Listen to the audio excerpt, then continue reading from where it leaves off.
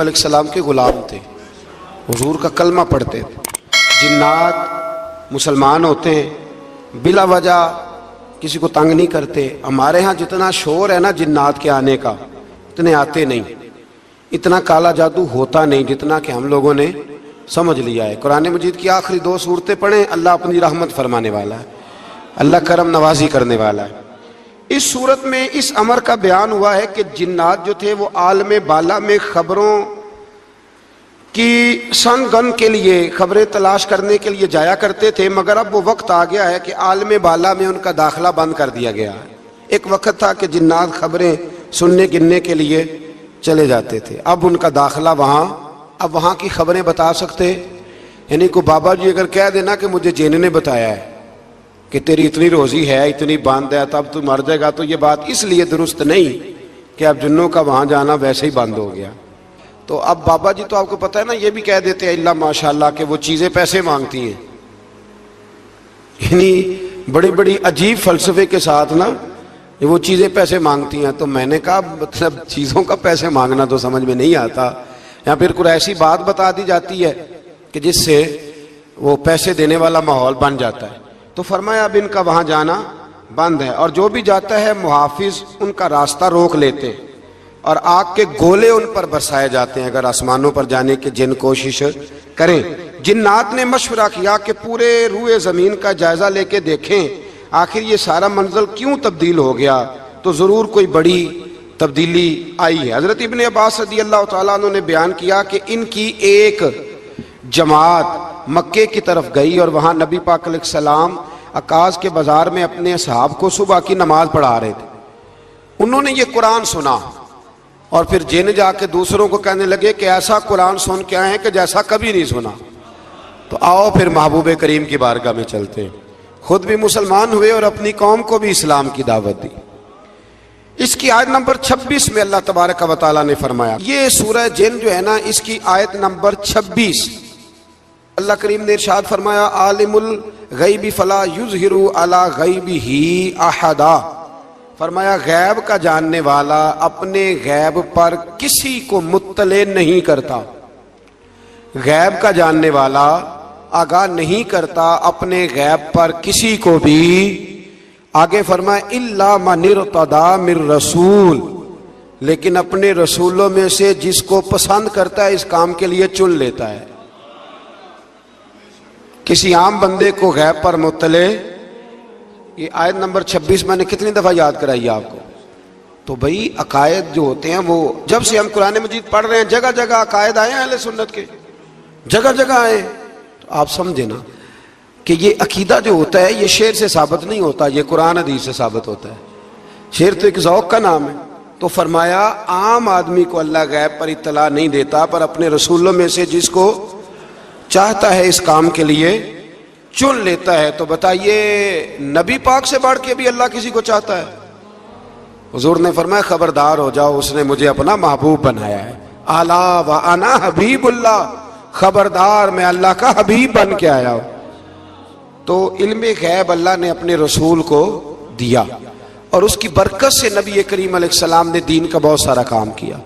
حبیب کریم علیہ السلام نے بہت ساری باتیں، اور بہت سارے ایسے لوگ ہیں جو صرف حضور کا غیب دیکھ کے ایمان لائے، یعنی ایمان ہی غیب دیکھ کے لائے۔ خود حضرت عباس نبی کریم کے چچا، وہ جب بدر کے لیے آنے لگے نا، وہ آنا اس وقت بھی نہیں چاہ رہے تھے، پر قبیلے اور برادری نے مجبور کر کے انہیں ساتھ تیار کیا۔ وہ آئے نا تو جو گھر میں سونا پڑا تھا نا وہ ایک جگہ پہ چھوڑ آئے، اپنی بیوی کو کہنے لگے کہ میں آ گیا تو نکال لوں گا، اور اگر میں قتل کر دیا گیا تو تو نا نکال کے بچوں پہ خرچ کر دینا۔ تو نبی پاک علیہ الصلوۃ والسلام کے پاس جب یہ قیدی ہو کے آئے تو حضور نے فرمایا چچا فدیہ دو، اتنے پیسے دو چلے جاؤ۔ تو کہنے لگے میرے پاس تو شے ہی کوئی نہیں۔ وہ جو 15 دن عمرے والے وہاں رہتے ہیں نا، وہ 2.5 من کی شاپنگ کر لیتے ہیں، اور جب کسٹم والا کہتا ہے پیسے دو تو تازہ عمرہ کیا ہوتا ہے، کہتے شے ہی کوئی نہیں۔ یہ ظلم ہے، تازہ عمرہ کیا ابھی آئے ہیں، ہاں جی۔ تو مطلب اتنی وہ خستہ حالی ہو جاتی ہے۔ یہ میں پریکٹیکل بتا رہا ہوں اللہ کے فضل سے۔ ایک سے میں نے کہا تو مجھ سے لے لے، کہتا چپ کرو تسی کو بچ بول دے ہو۔ میں نے کہا مجھ سے لے لو دے دینا، کہتے تو چھڈو۔ بھائی چھوڑیں، آپ کیوں غلط بات کرتے ہیں؟ تو بہت سارے بندے ہوتے ہیں جو کہتے ہیں شے ہی کوئی نہیں، بالکل کوئی شے نہیں، ہاں کوئی پلاٹ سستا بک رہا ہو تو پیسے نکل آتے ہیں، پھر کہتے ہیں میں پھڑے نہیں کسی کو لو، بھئی کو کھا جائے گا، چلے ٹھیک ہے آپ چھپائیں اپنی دولت کو، لیکن ان لفظوں کے ساتھ ناشکری کرنا کہ شے ہی کوئی نہیں، یہ معاملہ درست ہے۔ تو حضرت عباس نے بھی نا نبی کریم کی بارگاہ میں عرض کیا حضور کوئی شے نہیں، کہاں سے دوں؟ تو حضور مسکرائے، حضور نے فرمایا چاچا جب گھر سے نکلنے لگے تھے تو وہ اکیلے میں میری چچی کو بلا کے جو پیسے دے کے آئے تھے، اور وہ اس کو کہہ کے آئے تھے کہ میں آ گیا تو میں تمہیں بتاؤں گا کیا کرنا ہے، نہ آیا تو پھر نکال کے بچوں پہ خرچ کر دینا۔ یہ سن کر حضرت عباس پہ راشا ہوا طاری، یہ سن کر حضرت حفیظ جلندری کہتے ہیں یہ سن کر حضرت عباس پہ راشا ہوا طاری کہ پیغمبر تو رکھتا ہے دلوں کی بھی خبرداری۔ خیال آیا مسلمان نیک و بد پہچان جاتے ہیں اور محمد آدمی کے دل کی باتیں جان جاتے ہیں، محمد آدمی کے دل کی باتیں جان جاتے ہیں، اور کوئی غیب تم سے نہا ہو بھلا جب خدا ہی نہ چھپا رہا، تم پر کروڑوں درود و سلام جب خدا ہی نہ چھپا رہا۔ کتنی عجیب بات ہے، یہاں بھی لوگ ترازو لے کے بیٹھے ہیں۔ اقبال سے کسی نے کہا کہ دو علماء کی بحث ہے، ایک کہتا ہے حضور کو غیب نہیں، دوسرا کہتا ہے آؤ چلیں، تو اقبال کہنے لگے مجھے شرم نہ آئے گی میں وہاں چلا جاؤں جہاں لوگ میرے نبی کا علم تولنے کے لیے ترازو لے کے بیٹھے ہیں، حضور کا علم تول رہے ہو؟ اقبال کہنے لگے میرے نبی کے تو غلاموں کا علم نہیں تولا جا سکتا، تم حضور کے علم کی بات کرتے ہو؟ یہ تھوڑا سوچ سمجھ کے بات کرنی چاہیے، اور نص قطعی ہے قرآن پاک کی۔ ایک دن سجا لیا تھا میرے نبی پاک نے منبر، فرمایا پوچھ لو پھر جو پوچھنا ہے پوچھو۔ تو حضرت عمر جیسے لوگ اٹھ کے کھڑے ہو گئے، کہا یا رسول اللہ ہم اللہ کے رب ہونے پہ راضی ہیں، آپ کے رسول ہونے پہ راضی ہیں، اسلام کے دین ہونے پہ حضور ہم بڑے راضی ہیں، ہم بڑے راضی۔ اس لیے یہ تو ایسا مسئلہ ہے کہ اس مسئلے کو دیکھ دیکھ کے لوگ مسلمان ہوئے۔ تو حضرت عباس کو جب حضور نے ساری بات بتائی نا تو حضرت عباس کہنے لگے فدیہ مرضی کا لے لینا پر پہلے مجھے کلمہ پڑھاؤ۔ کہا کیوں؟ فرمایا مجھے سمجھ آ گئی ہے، وہ بات میرے اور میری بیوی کے علاوہ کسی کو پتہ ہی نہیں، اگر آپ کو پتہ چلی ہے تو یقیناً آپ کو کوئی بتانے والا ہے، تو وہ جو آپ کو بتانے والا ہے نا وہی رب العالمین ہے۔ تو حضور کا تو غیب دیکھ کے دنیا کلمہ پڑھ جاتی تھی۔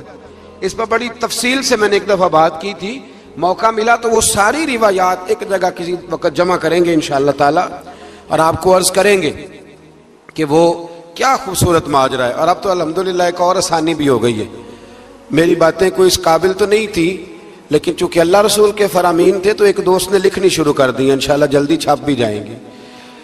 تو عرض کرنے کا مقصد یہ ہے کہ یہ چیزیں آئیں گی اور آپ کو بتائیں گے کہ اللہ نے اپنے محبوب کریم کو کس طرح غیب کے خزانوں کی کنجیاں عطا فرمائی ہوئی۔ تو اس سے آگے پھر سورہ مزمل شروع ہوتی ہے، سبحان اللہ، سورہ یا ایھا المزمل، کہا او چادر اوڑھنے والے محبوب، قم اللیل الا قلیلا، ساری رات نہ بیدار رہا کر، تھوڑا آرام بھی کر لیا کر، تھوڑا سا کیا کہا حضرت نے، خدا کی رضا چاہتے ہیں دعا لو، خدا چاہتا ہے رضا۔ اور درویش کہتے ہیں رب آکھیا سونے محبوبہ تیرے سو سو ناز اٹھانا ہاں، لوکی میریاں قسماں چاندے نے میں تیریاں قسماں چاہنا۔ کہا اے میرے پیارے حبیب، اے چادر اوڑھنے والے، تھوڑا آرام بھی کیا کریں۔ حضور ساری رات نماز پڑھتے تھے نا، اللہ نے کہا محبوب تھوڑا آرام بھی کیا کریں۔ پھر اس میں بڑے خوبصورت چیزیں اللہ کریم نے بیان فرمائی ہیں، قیامت کی ہولناکیوں کا بھی ذکر فرمایا ہے۔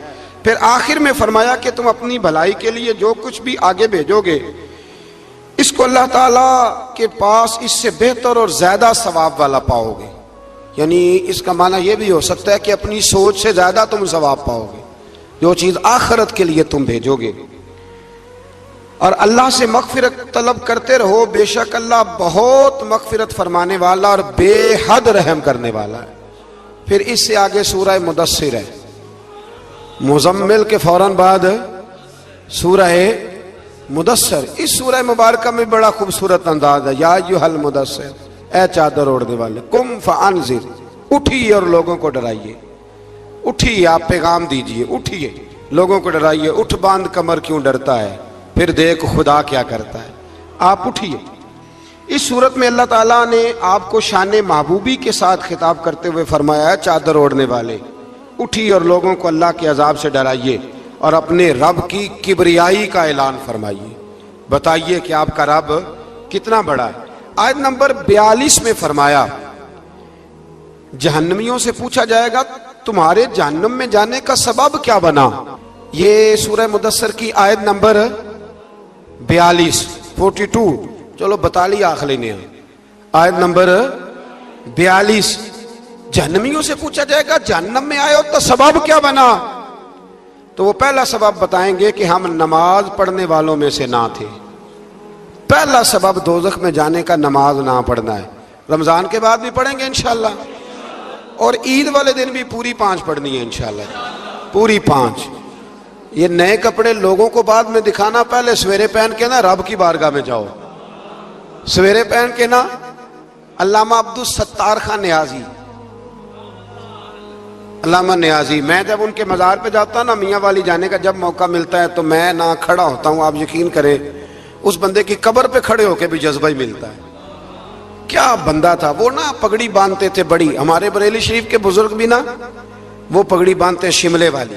چلے آج بات آ گیا تو اس کی بھی میں حکمت بتا دوں، وہاں نا سکھ بھی پگڑی باندھتے ہیں تو کپڑا بھی اکثر ایک جیسا ہی ان کے لیے آتا، تو مسلمان بھی خرید لیتے تھے، تو وہ سکھ جو ہوتا ہے نا وہ شملہ نہیں نکالتا، تو اس سے فرق کرنے کے لیے وہاں کے مشائخ نے نا شملہ نکالنا شروع کیا۔ تو میں شادی باندھا کرتا تھا، تو ایک دفعہ مجھے حضرت مفتی تحسین رضا صاحب رحمۃ اللہ تعالیٰ علیہ فرمانے لگے شملے والی باندھا کرو، تو میں نے کہا حضور اب چھوٹے لوگوں کو تو اچھی نہیں نہ لگتی، تو فرمانے لگے لوگوں کو تھوڑی دکھانی ہے، یہ تو رسول اللہ کی سنت ہے، تو آپ شملے والی باندھے جب ہم جو کہہ رہے ہیں۔ تو میں بھی اکثر وہ پگڑی باندھتا ہوں، اور کبھی بہت بڑی باندھتے تھے، تو علامہ نیازی پگڑی باندھتے تھے تو جن لوگوں نے دیکھا بڑی اونچی ہوتی تھی، وہ بڑی اونچی پگڑی اور ہاتھ میں چھڑی ہوتی تھی، اور کبھی وہ تقریر کرتے تھے تو زمین پہ لگاتے تھے تو پتہ چلتا تھا کہ مرد بات کر رہا ہے۔ اور علامہ اقبال کے ڈائریکٹ شاگرد تھے علامہ عبدالستار نیازی، شاگرد۔ وہ مدینہ شریف جانے لگے نا تو کسی نے ان سے کہا نیازی صاحب یہ پگڑی اتار کے جاؤ، یہ پگڑی اتار کے جاؤ۔ تو علامہ نیازی صاحب فرمانے لگے کیوں اتار کے جاؤں، پہن کے جاؤں گا۔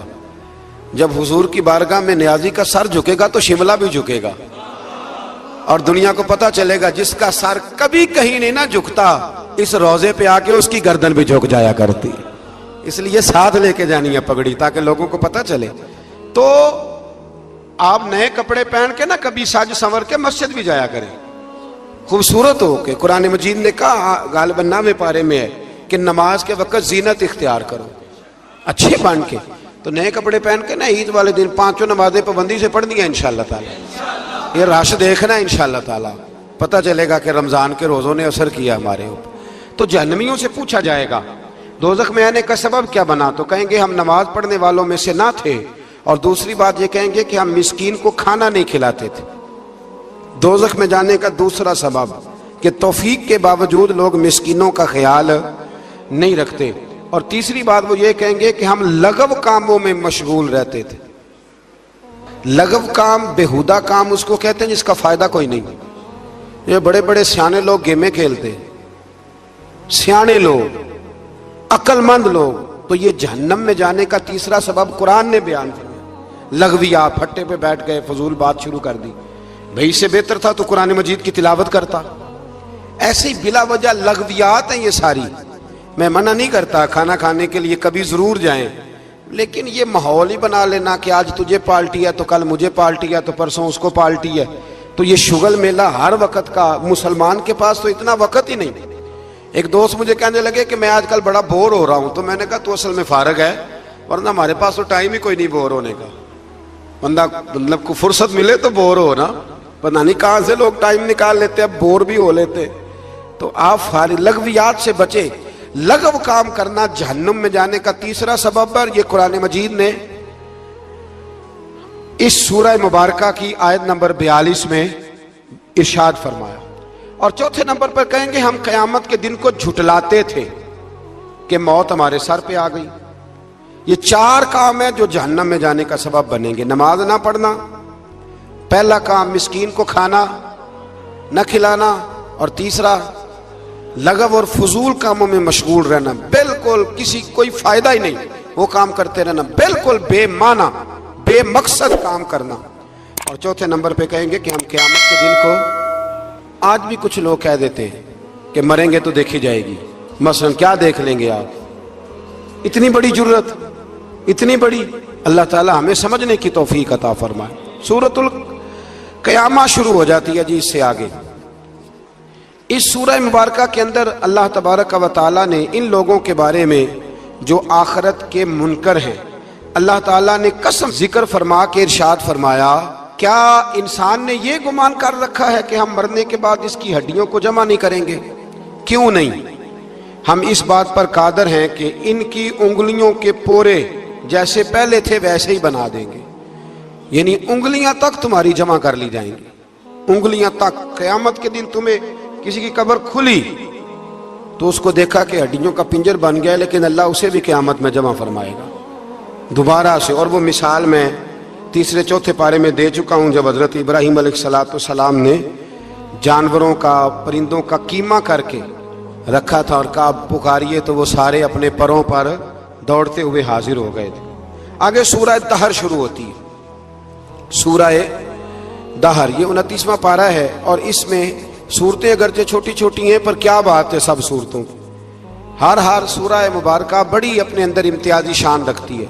सूरह दहर में फरमाया, हल अता अलल इंसानीहीनुम मिनद दहरी लम यकुन शैय्यम मज़कूरा, फरमाया बेशक गुजरा है इंसान पर जमाना एक ऐसा कि जब वो कोई काबिल जिक्र चीज नहीं था।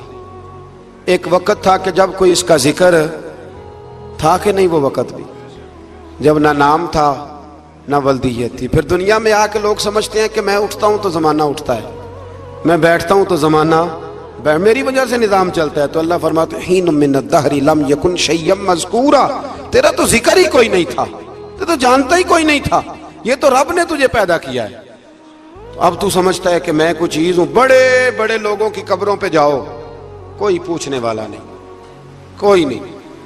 वो जो कह देते थे तो कानून बनता था, कानून जिनके साइन करने से लोग फांसी से बच भी जाते थे और फांसी लग भी जाते थे। आज उनका जानने पहचानने वाला कोई नहीं। तो इंसान ना भूल जाता है, भूल जाता है। एक दौर वो भी होता है, एक दौर वो भी होता है जब बस में बैठने को जगह कोई नहीं देता, और एक दौर वो भी होता है कि दर्जनों कारें लेकर लोग गलियों में खड़े होते हैं। इंसान को सारे वक्त याद रखने चाहिए, इसे भूलना। हुजूर अलैहिस्सलाम अक्सर फरमाया करते थे कि मैं तो उस माँ का बेटा हूँ जो गोश्त के खुश्क टुकड़े खा के भी गुजारा कर लेती थी, गोश्त के खुश्क टुकड़े खा के भी गुजारा कर लेती थी। और हजरत उमर फारूक की जुबान पर यह जुमला सारी उम्र रहा कि मैं ऊंट चराने वाले का बेटा हूँ, यानी सारी जिंदगी रहा। लोग भूल जाते, भूल जाते। महमूद गजनवी ने अय्याज को बड़ा नवाजा। लोगों ने शिकायत की कि अय्याज तो आपसे तोहफे ले लेके तो जंगल में जमा कर रहा है दौलत। महमूद कहने लगे तुम्हें कैसे पता? कहने लगे असर के बाद कहाँ जाता है रोज, पता है? लगा नहीं। तो कहा फिर आपको आज तक ये नहीं पता कि असर? महमूद कहने लगे वाकई यार इसने कभी बताया नहीं असर के बाद कहाँ होता है। असर की नमाज पढ़ के महमूद अय्याज के पीछे पीछे गए तो जंगल में जाके ना एक झोंपड़ी, अंदर से कुंडी लगा ली, सिपाही साथ थे।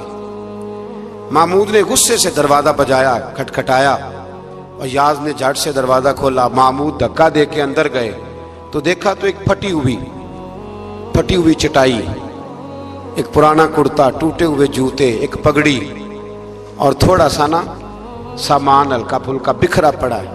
ये क्या है, क्यों आते हो यहाँ, बताया क्यों नहीं?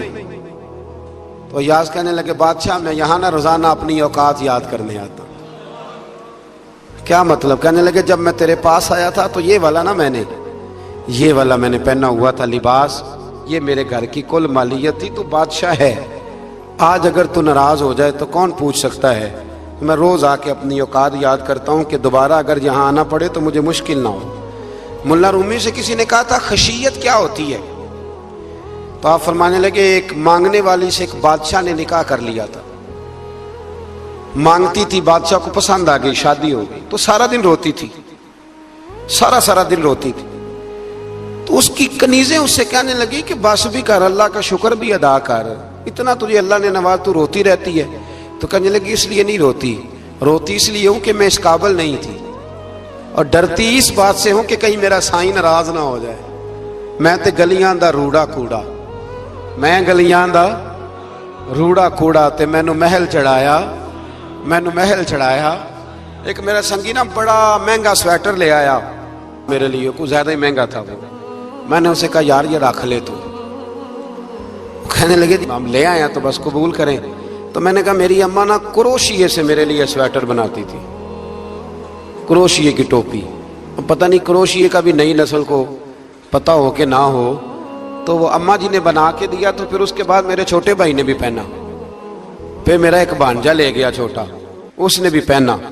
تو وہ اتنا مزیدار ہوتا تھا، اتنا شاندار ہوتا تھا کہ جو دھاگے اس میں لگے ہوئے تھے وہ دوبارہ کسی اور جگہ نظر، وہ کہیں اور میسر۔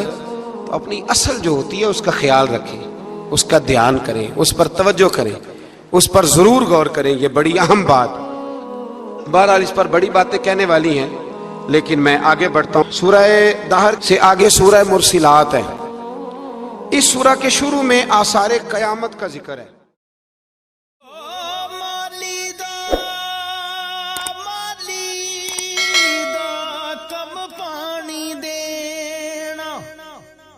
پر مشکاں پاوے ہو مالک دا کم پھل پھل لاوے یا نہ لاوے۔